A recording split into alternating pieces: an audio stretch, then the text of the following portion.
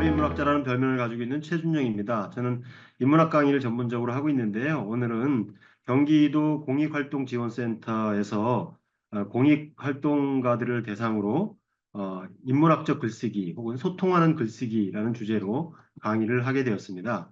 예, 우선 제 소개인데요. 이제 거리의 노숙인들을 대상으로 한 인문학 강의를 오랫동안 해왔고요. 그 외에 저소득 주민들 그리고 미혼모, 교도소 재소자 등 이렇게 좀 힘겹게 사는 사람들을 대상으로 하는 인문학 강의를 주로 해왔고요.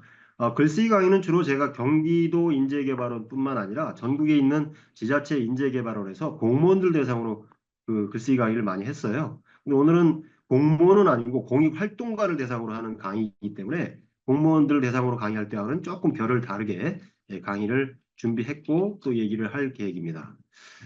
예, 먼저 우리가 글쓰기가 왜 중요한가에 대해서 언급하지 않을 수가 없는데요. 일반적으로 모든 사람에게 글쓰기는 필요한 것이긴 하지만 특히 그중에서도 공익단체 활동가들은 글쓰기가 곧 활동의 어, 전부 다 해도 과언이 아닐 겁니다. 왜냐하면 우리가 예전처럼 오프라인으로 광장에서 사람들을 모아서 어떤 것을 주장하거나 하는 그런 기회는 점점 줄어들고 있고요.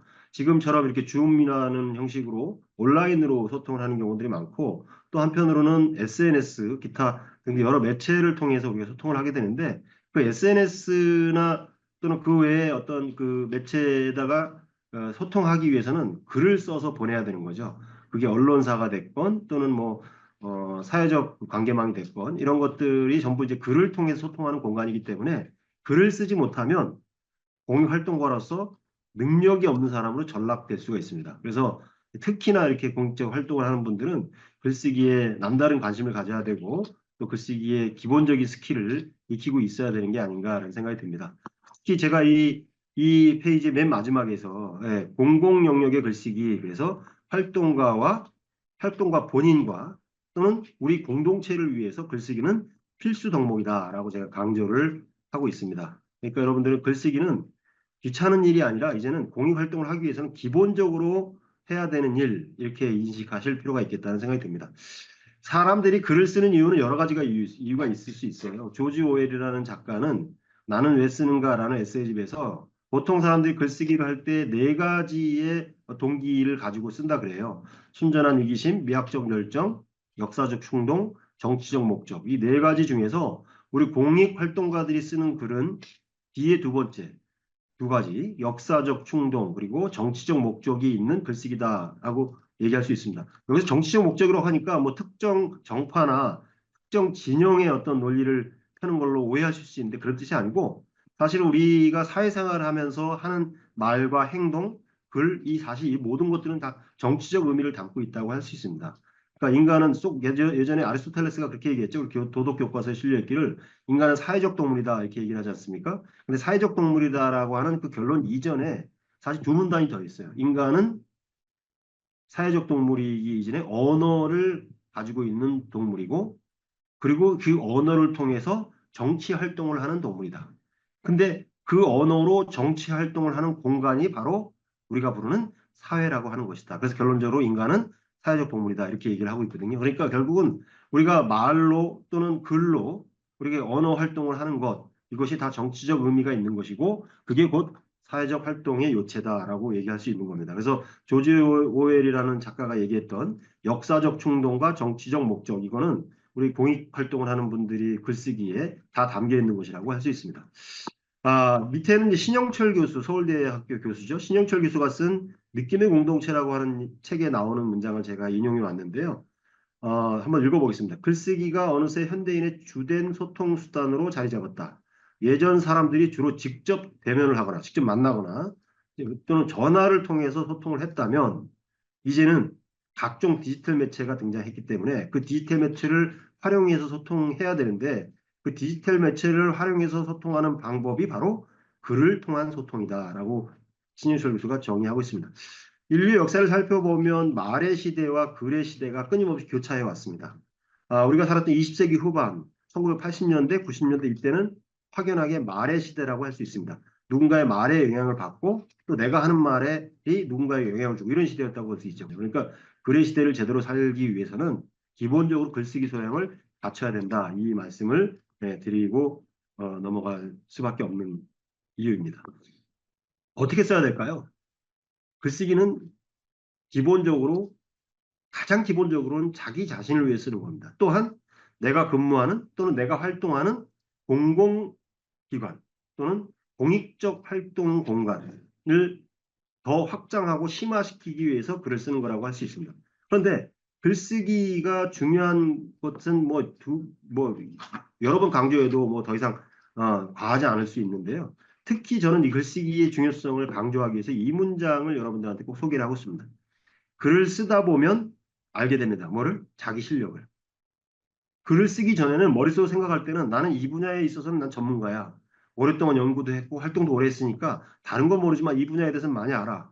라고 자부했던 분들도 막상 그 주제와 관련해서 글을 쓰라 그러면 쓰다가 멈칫멈칫 되게 됩니다. 왜냐하면 내가 가지고 있는 지식이 낡은 지식일 수도 있고 최신 버전이 아닐 수도 있고 또는 객관적 사실과 좀 동떨어진 것일 수도 있다라는 걸 글을 쓰면서 알게 되거든요. 그러니까 글을 쓰다 보면 아, 내가 더 공부해야 되겠구나. 또는 자료를 좀 더 조사해야 되고 이런 걸 느끼게 되거든요. 그래서 글쓰기가 중요한 겁니다. 써보지 않으면 자기가 어느 정도 실력인지 자기가 어느 정도 생각을 구체적으로 하고 있는지를 잘 모릅니다. 그래서 더더욱 저는 활동가일수록 활동도 중요하지만 몸으로 하는 활동도 중요하고 입으로 하는 활동도 중요하지만 글쓰기를 통해서 좀 더 견고한 실력을 구축할 필요가 있다고 생각합니다. 그러니까 글쓰기의 여러 가지 이유 중에 하나, 글쓰기가 중요한 이유 중에 하나가 뭐라고요?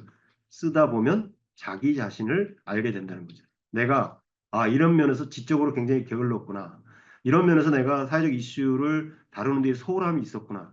또는 이런 면에서 내가 좀 뒤처져 있구나라는 거를 글쓰기를 하면서 뼈저리게 느끼게 됩니다. 그것을 알기 위해서라도 반드시 우리는 글쓰기를 꾸준히 해야 되고 더 나아가서 매일매일 글을 쓰는 습관을 들일 필요가 있다고 생각됩니다. 아, 언어를 죽이는 것은 바로 언어의 무의식적 사용이다. 이 말은 폴 발레리라고 하는 사람이 한 말인데 우리가 뭐 인터넷상에서 보면 말 같지도 않은 말, 그죠? SNS에 보면 정말 욕지기를 잔뜩 써놓는 사람도 있고 말도 안 되는 근거도 없는 팩트가 아닌 사실을 마치 사실인 것처럼 팩트가 아닌 것을 사실인 것처럼 꾸미는 사람도 있고 그런 경우 많이 보지 않습니까? 그런 것을 바로 언어를 죽이는 언어의 무의식적 사용이다라고 얘기할 수 있습니다. 우리는 철저하게 팩트에 입각해서 그죠? 이슈 중심으로 이슈의 어떤 그를 어떻게 우리가 다뤄야 될지에 대한 기본적인 자세를 가지고 글을 써야 된다라고 하는 걸 강조하기 위해서 폴 발레리의 말을 제가 좀 인용을 했습니다. 그다음에 글을 쓰다 보면은 문체라는 게 글이 이제 긴 글이 되다 보면 그 글에 문체라는 게 형성되게 되죠. 그런데 이 문체에 대해서 고민 안 하고 그냥 쓰는 사람들도 많이 있어요. 그런데 이 문체도 굉장히 중요합니다. 내가 글을 쓸 때 폭력적인 글을 써서는 안 되잖아요. 누군가에게 상처를 주는 글을 써서는 안 되잖아요. 또 그렇다고 해서 너무 얌전하게만 써서 무슨 얘기를 하는지 모르는 그런 애매모호한 글을 써서는 안 되는 거고요. 그래서 이 글쓰기를 하다 보면 자연스럽게 드러나는 자신의 문체가 발견되는데 문체와 관련해서 한 번쯤 고민할 필요도 있다라는 의미에서 이 말씀드립니다. 문체는 기본적으로 세 가지 요소가 담겨 있어야 됩니다. 먼저 일단 글의 진실성이 있어야 되고요. 그다음에 상투적인 표현, 그리고 어디서 많이 써봤던 표현, 이런 것들이 아니 흔한 표현이 아니라 자신만의 개성이 담긴 문장을 써야 될 필요가 있습니다. 그런데 진실도 담겨 있고 개성도 있는데 글이 문장이 너무 길면 어떨까요? 가독성이 떨어지죠. 읽는 사람이 짜증나는 거예요. 이걸 내가 왜 읽고 있지? 읽어도 무슨 뜻인지 모르겠는데? 하고 헷갈려 할 수 있거든요. 그래서 되도록이면 글은 특히 전달력을 높이기 위해서는 문장을 간결하게 쓸 필요가 있습니다. 안문의 아름다움. 이런 말 들어보셨나요? 네. 이렇게 문체, 우리가 쓰는 글의 문체는 세 가지 요소가 적절하게 담겨 있어야 됩니다. 첫째, 진실. 둘째, 개성적 표현. 세 번째, 간결한 표현. 이런 것들이 들어있어야 되는데 그 중에서 저보고 한 가지만 고르라고 한다면 진실이야 뭐 당연하죠. 공익적 활동을 하고 있는데 진실하지 않으면 되겠습니까? 진실은 뭐 전제된 거라고 볼 수 있는 거고요. 개성? 뭐 개성이 있을 수도 없고 평이한 글을 쓸 수도 있습니다. 그거는 뭐 크게 중요한 것 같지는 않아요. 상투적인 표현만 좀 피하면 되는 거고요. 중요한 것은 간결하게 써야 된다는 거예요. 말도 길면 듣는 사람 짜증나잖아요. 글도 마찬가지입니다. 글이 지나치게 길면 읽는 사람이 읽다가 그만두는 경우도 있고요. 읽고 나서도 무슨 뜻인지 헷갈려하는 경우도 있을 수 있습니다. 그래서 글들은 특히 문장은 단결체를 가지고 단문의 문장을 이어가는 것이 중요하다고 할 수 있습니다. 예, 이렇게 문체가 가지고 있는 특성 세 가지를 알아봤습니다. 이어서 문장력을 기르는 5가지 습관이라는 팁을 먼저 좀 드리고 오늘 강의를 시작하려고 합니다. 이 팁은 제가 단연간 글쓰기 강의를 하면서 수많은 글쓰기 책들을 읽고 또 강의를 통해서 수없이 많은 질의응답을 받다 보니까 제 나름대로 체득한 그런 노하우라고 할 수 있는데요. 물론 이게 이제 이런저런 책 속에 담겨 있는 내용이기도 하지만 그걸 제가 한번 5가지 유형으로 뽑아봤습니다. 문장력을 기르기 위해서는 다시 한번 글을 잘 쓰기 위해서는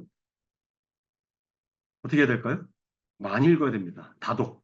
그럼 뭐 두말하면 잔소리죠. 어렸을 때부터 귀에 밝히도록 귀에 들었던 얘기일 수 있고요. 예, 많은 사람들이 강조하는 건데 이게 그만큼 중요하다는 얘기예요. 좋은 글을 많이 읽어야 좋은 글을 쓸 수 있는 건 아닙니까? 음식도 맛있는 음식을 많이 먹어본 사람이 또 맛있는 음식을 맛있다고 평할 수 있는 것 아닙니까? 고기도 먹어본 사람이 뭐 먹는다는 얘기도 있듯이 글도 다양한 글을 많이 접하면 접할수록 내 글쓰기에 도움이 굉장히 된다는 거예요. 여러분들 뭐 이거는 뭐 더 이상 강조하지 않아도 알고 있을 거라고 생각합니다. 두 번째는 내가 왜 이렇게 글쓰기가 안 될까? 문장이 내 문장은 어색할까 하는 분들은 이건 굉장히 유용한 팁입니다. 혹시 중고등학교 때 영어는 기본적으로 직독, 직해 뭐 이런 거 많이 해봤잖아요. 그러니까 그 영어로 된 문장을 우리 글로 옮기는 번역 작업을 한번 해보세요. 아주 전문적인 문서를 갖고 하라면 힘들 테니까 아주 쉬운 거, 또 일상 속에 접하는 영어 문장들. 어, 좀 구체적으로 팁을 하나 드리자면은 우리나라에서 발행되는 영자 신문들이 있습니다. 코리아 헤럴드, 코리아 타임즈. 이 2개의 영자 신문이 있는데 그 각 영자 신문의 에디토리얼, 사설, 신문마다 사설이 실리잖아요. 보통 신문의 사설은 하루에 2편 정도씩 실리는 게 상례입니다. 그 2편 중에 하나를 코리아 헤럴드의 사설이나 코리아 타임즈의 사설 하나를 뽑아서 복사를 해서 놓고 그것을 우리나라 말로 옮겨보는 겁니다. 영어 문장을 우리나라 말로 옮기려다 보면 영어 단어 하나하나가 가지고 있는 의미는 알고 있다 하더라도 문장 구조가 다르고 어순이 다르기 때문에 그 단어에 적합한 번역어를 찾아서 썼는데도 불구하고 문장이 굉장히 어색할 때가 있어요.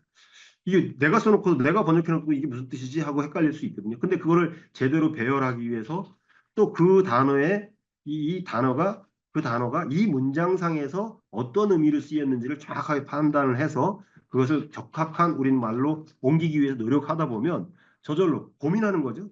문장을 만들기 위해서 고민하는 과정이에요. 번역한다는 얘기는 곧 고민한다는 얘기거든요. 고민하다 보면 그 고민 속에서 조금씩 조금씩 문장력이 향상되고 있다는 걸 느끼게 됩니다. 이것이 효과를 보려면요. 저는 실제로 제가 경험을 했던 바이기도 한데요.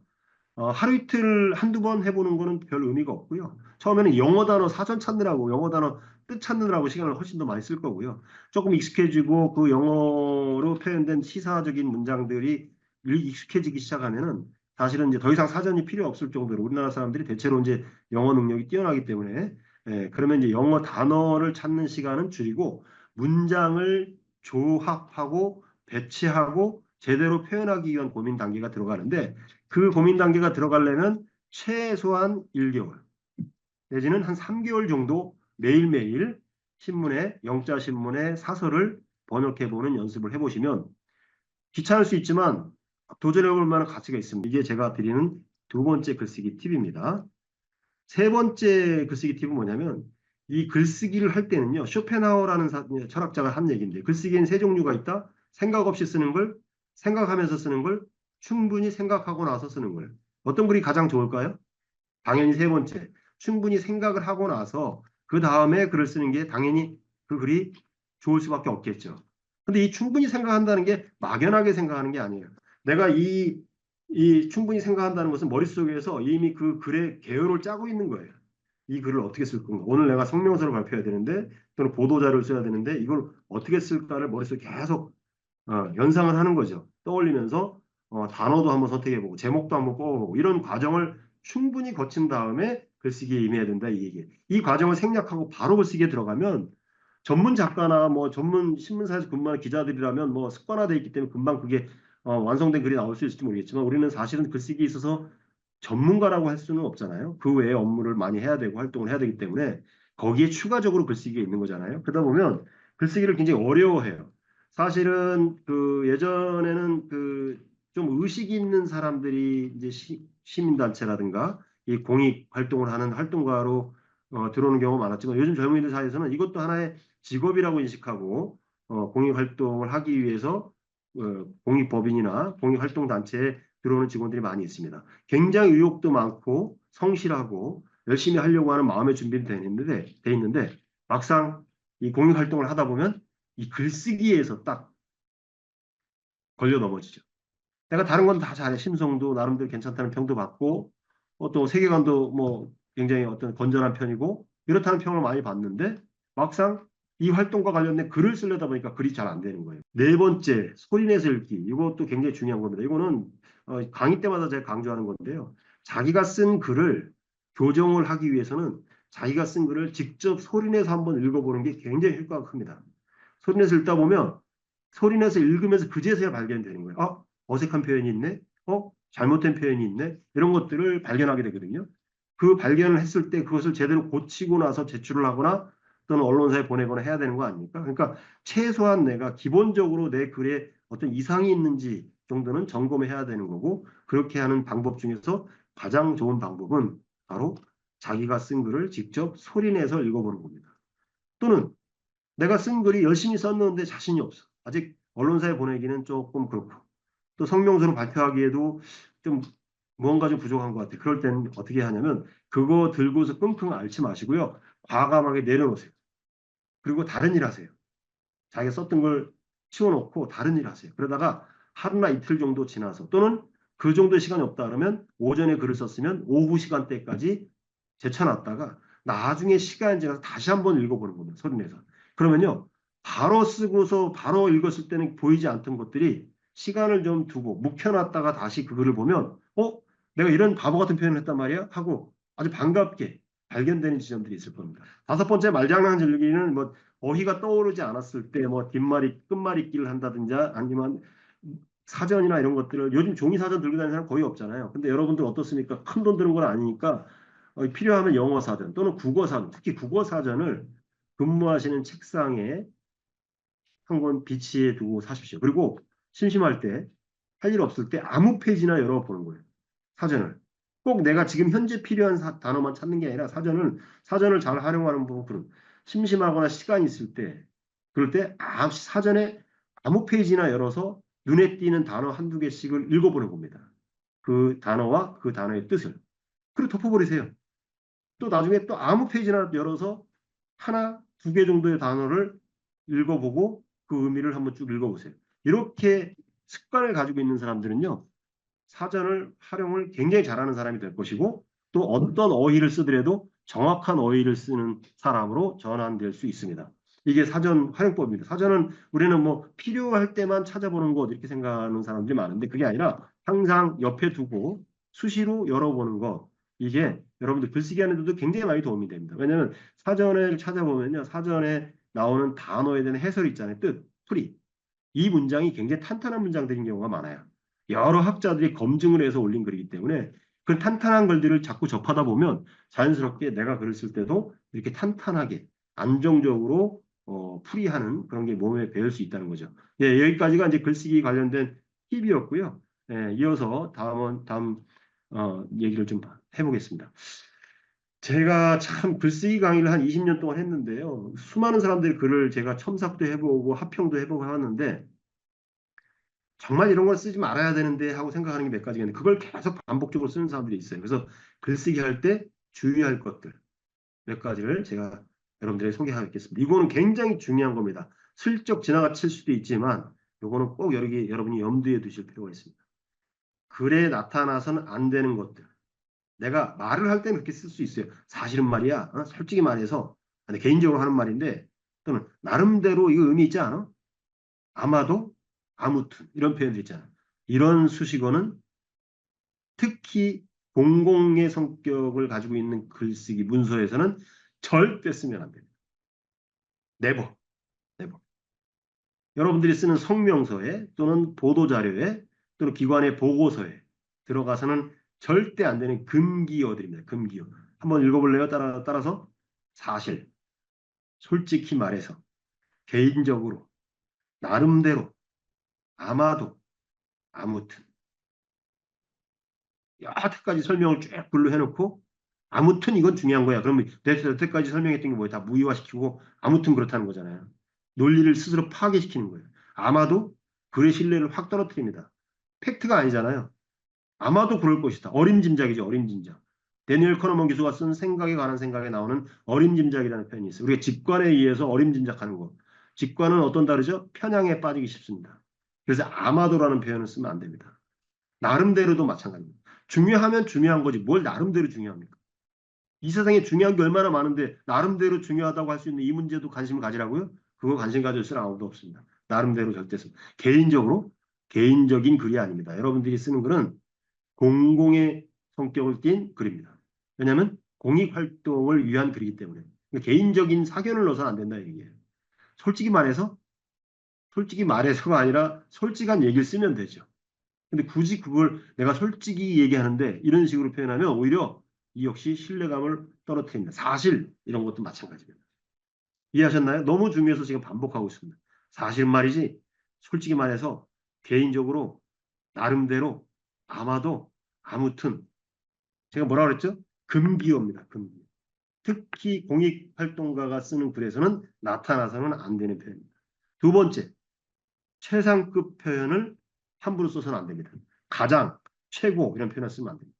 이런 거예요. 그러니까 그 최상급을 한번 써놓고 나면 그 다음에 발생하는 일에다가 붙일 수식어가 없는 거예요. 그래서 가장, 최고, 가장 뛰어난, 가장 훌륭한, 가장 못된 이런 가장, 최고 이런 표현들은 되도록이면 쓰지 않는 게 중요합니다. 다 필요 없고 이게 가장 중요한 이슈입니다. 이렇게 얘기하는 건 중요한 이슈 중에 하나입니다. 이런 식으로 표현해요. 약간 유보적으로 표현해야 돼요. 최상급 쓰지 말고. 그 다음 세 번째, 이것도 굉장히 중요합니다. 요즘 SNS 상에서 이런 표현이 굉장히 많이 나옵니다. 이런 표현이 문장부, 이 문장부를 많이 씁니다. 대표적으로 절대 공익활동가가 쓰는 글에 나타나서는 안 되는 두 가지. 성명서 쓴다 그러고 이슈 파이팅 한다고 뒤에 부어해놓고 느낌표 빵빵 두 개. 느낌표는요, 글 쓴 사람이 먼저 느끼면 안 돼요. 그 글을 읽는 사람이 느껴야죠. 근데 글 쓴 사람이 미리 느낌표 꼭 두 개씩 쓰죠. 느낌표. 하지 마세요. 내가 쓴 글을 통해서 읽는 사람이 느끼도록 해야지 내가 먼저 느낌표 땅땅 해갖고 느끼십시오라고 강요하면 읽는 사람이 김새는 겁니다. 느낌표 함부로 남발하면 안 되고요. 그 다음에 말줄임표. 오늘날 이 자리는 점점점점. 우리가 중요하게 생각하는 것들은 점점점점. 이 말줄임표. 이것도 특히 성명서 같은 거, 보도자료 같은 거 이런 거 쓸 때는 절대 써서는 안 되는 금기에 가까운 문장 보호라고 할 수 있습니다. 그다음 우리나라 말의 특성은 우리가 한글이 우리 모국어를 표현하는 글자 체계로서 뭐 과학적이다, 뭐 자랑스러운 문화유산이다, 뭐 말은 많이 하는데 사실 우리가 한글만 가지고는 살 수 없는 나라에 살고 있습니다. 우리는 한자 문화권에 속하는 나라잖아요. 그래서 5천 년 역사를 자랑한다 하는데 한글 창제가 된 게 500 몇십 년 지났으니까 그 이전에 4,500년은 아니죠. 사실 한글도 본격적으로 쓰이기 시작한 게 한 100년 채 안 돼. 100년 정도 됐을까요? 그러면 5천 년 역사다 그러면 그중에 4,900년은 뭐죠? 한자로 소통해 왔습니다. 그만큼 우리 말에는 우리가 쓰고 있는 어휘에는 한자어가 굉장히 많습니다. 한자와 한자가 합쳐져서 만들어낸 조어가 된 단어들. 단어라는 말도 한자어죠? 네, 단어라는 말도 한자어예요. 그죠?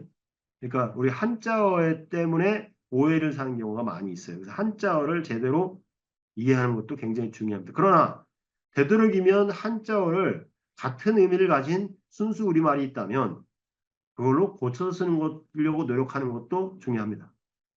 그래서 예전에 뭐 지금 뭐 그 한겨레 신문에도 호가 갈리고 뭐 좋아하는 사람도 여전히 좋아하고 신뢰하는 사람도 있지만 또 실망했다는 사람도 많이 있지만 한겨레 신문이 여러 가지 의미가 있어요. 시민주를 통해서 만들어진 언론이다. 그러니까 국민의 신문이다. 뭐 이런 얘기도 있지만 그거는 좀 엄정한 얘기고 저는 그거보다 한겨레 신문이 기여한 게 많이 있다고 생각하는데 그 중에 하나가 뭐냐면 한자로 병기했던 옛날의 신문들과 달리 한겨레는 철저하게 한글 버전의 기사를 쓰고 있다는 겁니다.